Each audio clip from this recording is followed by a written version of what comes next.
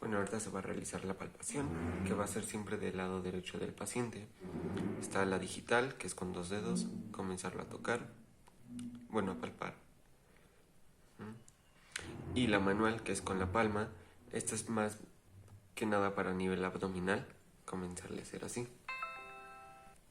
Para la percusión se realiza con las 2 manos, con estos 2 dedos haciendo el golpe hacia el dedo índice, máximo son 2 golpes. Se coloca y eran 2 acá, así.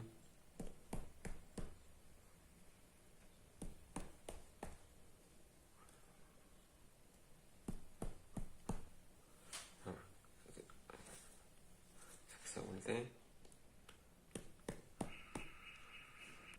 Y ahora es la auscultación, la cual se realiza con un estetoscopio, que ya está, en este caso están los sonidos, bueno, la auscultación pulmonar, la cardíaca y la gastrointestinal.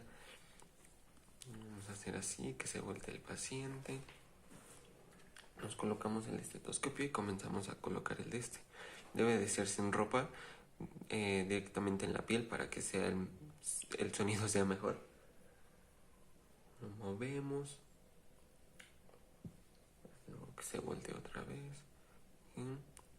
La cardíaca para escuchar aquí el corazón. Y la gastrointestinal, que se deben de escuchar los sonidos.